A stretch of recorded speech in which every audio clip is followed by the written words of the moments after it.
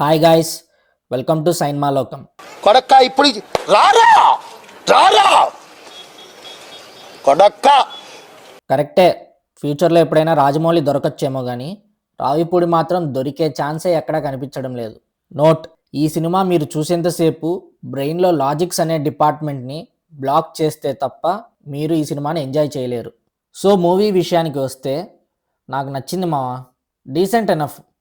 So Induvadana కుందరదన మందగమన మధుర వచన wow. నేను కూడా బ్రెయిన్ ఆఫ్ చేసుకునే చూశాను. కామెడీ, సాంగ్స్, ఇంకా మంచి మంచి ఎంటర్టైన్మెంట్ ఎపిసోడ్స్ చాలా బాగా నచ్చాయి.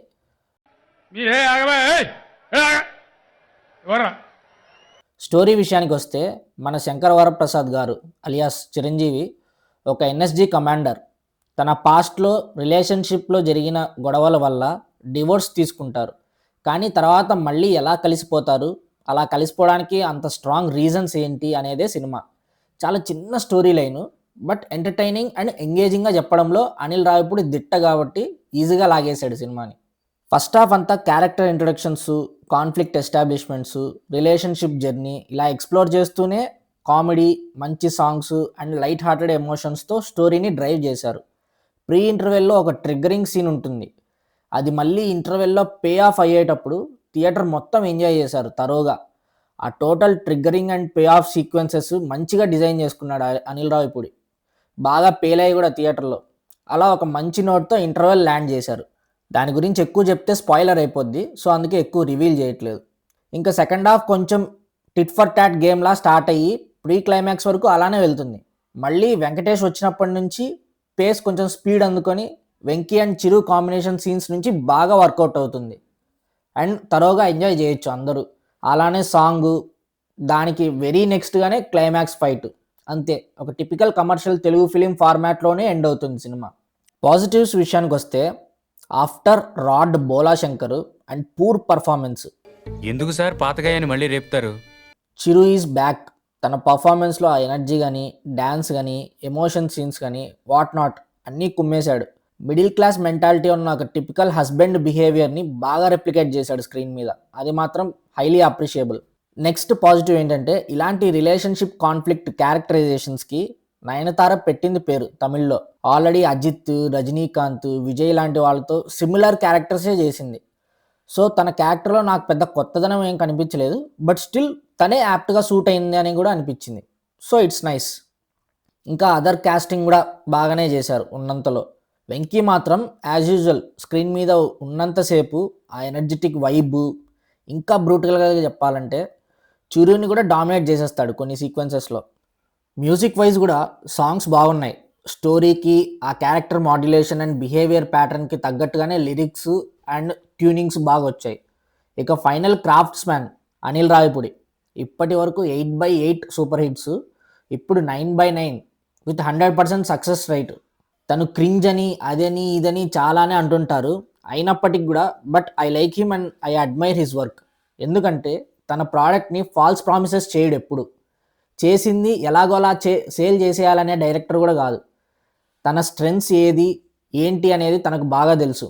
తన టార్గెట్ ఆడియన్స్ టేస్ట్ ఏంటి, వాళ్ళ మైండ్ సెట్ ఏంటి, వాళ్ళ ఎక్స్పెక్టేషన్స్కి తగ్గట్టుగానే సినిమాని క్రియేట్ చేస్తాడు, అలాగనే పబ్లిసిటీ చేస్తాడు. ఆ విషయంలో మాత్రం ప్రజెంట్ తెలుగు ఫిలిం ఇండస్ట్రీలో నెంబర్ 1 డైరెక్టర్ అంటే అనిల్ రావిపూడియే, 100% without any second thought. Technical ఆస్పెక్ట్స్లో కూడా cinematography, screen play, fights, songs, choreography అన్నీ కరెక్ట్గా సెట్ అయిపోయాయి. ఎక్కడ నో కంప్లైంట్స్. మరి నెగిటివ్స్ ఏం లేవారా బాబు, అవి ఏం చెప్పవే అంటే ఉన్నాయి, కొన్ని నెగిటివ్సే ఉన్నాయి.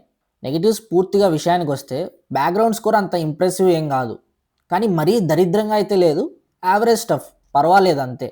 సినిమాలో చిరు స్లో మోషన్ షాట్స్కి, ఆ ఎలివేషన్ షాట్స్కి, ఫైట్ సీక్వెన్సెస్లో వచ్చే బ్యాక్గ్రౌండ్ స్కోరు ఆల్మోస్ట్ అన్నిటికీ ఒకటే ట్రాక్ కొట్టడం వల్ల కొంచెం ఆడ్గా అనిపించింది, రొటీన్గా కూడా అనిపించింది. స్టోరీ కూడా కొంచెం ప్రెడిక్టబుల్ స్టోరీయే, మరీ కాంప్లికేటెడ్ స్టోరీ ఏం కాదు. మీరు ఏమేమి ఎక్స్పెక్ట్ చేస్తారో సినిమా చూసేటప్పుడు అదే ఉంటుంది. పెద్ద పెద్ద ట్విస్ట్లు, అన్ఈవెన్ స్క్రీన్ ప్లే, అంత కాంప్లెక్స్ ఏమి ఉండదు. సో ముందే మీకు అన్నీ తెలిసిపోతుంటాయి, అంతా అర్థమైపోతుంటుంది. ఓన్లీ మీ ఫోకస్ అంతా ఎంటర్టైన్మెంట్ అండ్ ఎమోషన్ లేయర్స్ మీద మాత్రమే ఉంటుంది. సినిమా కూడా అలాగే నడుస్తుంటుంది. థర్డ్ అండ్ మెయిన్ మైనస్ నాకు అనిపించింది ఏంటంటే విలన్ క్యారెక్టరైజేషన్. అది ఏమాత్రం అసలు చాలా దారుణం ఒక ముక్కలో చెప్పాలంటే. సినిమాటిక్ లిబర్టీ తీసేసుకొని డిజైన్ చేశారని నాకు అనిపిస్తుంది. అంటే అనిల్ సినిమాస్లో ఒక Raja the great and Bhagavanth Kesari తప్ప మిగతా అన్ని సినిమాస్లో విలన్స్ అంతా కొంచెం బఫూన్ టైప్లానే ఉంటారు. అంత ఇంపాక్ట్ కూడా ఉండదు వాళ్ళకి. సో అలా చూసుకుంటే ఇది కూడా లైట్ తీసుకోవచ్చు, లైక్ నెగ్లిజిబుల్ అనుకోవచ్చు. మరి మూవీ చూడొచ్చా అంటే నో డౌట్, సెకండ్ థాట్ కూడా లేకుండా డైరెక్ట్గా టికెట్స్ బుక్ చేసుకొని ఫ్యామిలీతో వెళ్ళి ఎంజాయ్ చేయండి.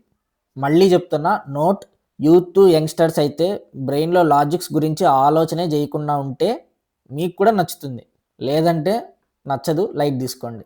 అండ్ ఇంకో మెయిన్ పాయింట్ ఏంటంటే, compare to his previous films Anil Ravipudi సినిమాలో ఉండే క్రింజ్ స్టఫ్ ఈ సినిమాలో కొంచెం తగ్గింది.